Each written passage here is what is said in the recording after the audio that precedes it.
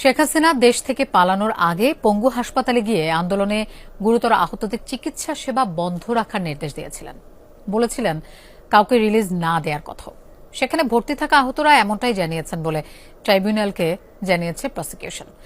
আরও জানানো হয়, মৃত্যু সনদে গানশট উল্লেখ না করে স্বাভাবিক মৃত্যুর সনদ দেওয়া হয়েছিল হতাহতের সংখ্যা গোপন রাখতে।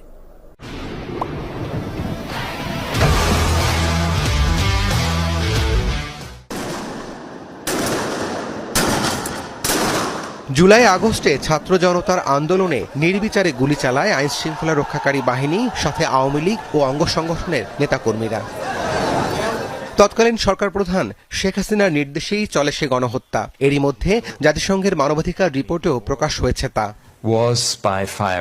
সে সময় আহতদের দেখতে পঙ্গু হাসপাতালে যান শেখ হাসিনা। ট্রাইব্যুনালের তদন্ত দলকে ভুক্তভোগীরা বলেছেন, সেখানে গিয়ে গুরুতর আহতদের চিকিৎসা সেবা বন্ধ রাখার নির্দেশ দিয়েছিলেন শেখ হাসিনা, যা ট্রাইব্যুনালকে জানিয়েছে প্রসিকিউশন। শেখ হাসিনা প্রথম দিকেই পালিয়ে যাওয়ার আগে একবার হসপিটাল ভিজিটে গিয়েছিলেন এবং সেখানে গিয়ে বলেছেন নো ট্রিটমেন্ট, নো রিলিজ, অর্থাৎ কোনো চিকিৎসা দেবেন না এবং কাউকে এখান থেকে রিলিজ করবেন না, যাতে বাইরে যেতে না পারে। এই নির্দেশাবলীর কথা সেখানকার রোগীরা জানিয়েছেন, ডাক্তাররাও জানিয়েছেন। সেই তথ্য প্রমাণাদি আমাদের কাছে আছে, যেটা আজকে আদালত জিজ্ঞাসা করেছিলেন, সেগুলো আমি জানিয়েছি আদালত। পোস্টমর্টেম রিপোর্ট নিয়ে আদালতকে আরও জানানো হয়, গুলিতে মৃত্যু এমন কথা না লিখে স্বাভাবিক মৃত্যুর কথা লিখে মৃত্যু সনদ দেওয়া হয়েছিল, যাতে হতাহতের সংখ্যা গোপন করা যায়। গুলিতে মারা গেছে এই কথাটাও লিখতে তারা অনেক সময় লিখেন এবং তারা বাধ্য করেছে যাতে অন্য কোনো কারণ লেখা হয়।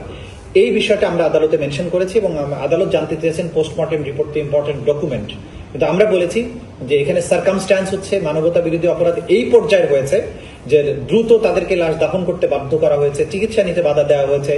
এদিকে গণহত্যা মামলায় কনস্টেবল সুজন সহ পুলিশ সদস্যদের বিরুদ্ধে তদন্ত শেষ পর্যায়ে রয়েছে বলে জানায় প্রসিকিউশন। জুলাই আগস্টের গণহত্যা মামলায় 3 সাবেক পুলিশ সদস্যকে একদিন করে জিজ্ঞাসাবাদের অনুমতি দিয়েছেন ট্রাইব্যুনাল। একই সাথে মামলার তদন্ত প্রতিবেদন দাখিলের জন্য 22 এপ্রিল দিন ধার্য করা হয়েছে। আমরা ইন্টারোগেশনের অনুমতি চেয়েছি, আদালত একদিন করে তাদেরকে জিজ্ঞাসাবাদ করার জন্য অনুমতি প্রদান করেছে। এদিন হাজির করা হয় 5 আগস্ট আন্দোলনে রামপুরা এলাকার নির্মাণাধীন ভবনের কার্নিশে ঝুলে থাকা ব্যক্তিকে গুলির ঘটনায় অভিযুক্ত এসআই চঞ্চল কুমার সরকার সহ 3 পুলিশ সদস্যকে। রাব্বি সিদ্দিকী, যমুনা নিউজ, ঢাকা।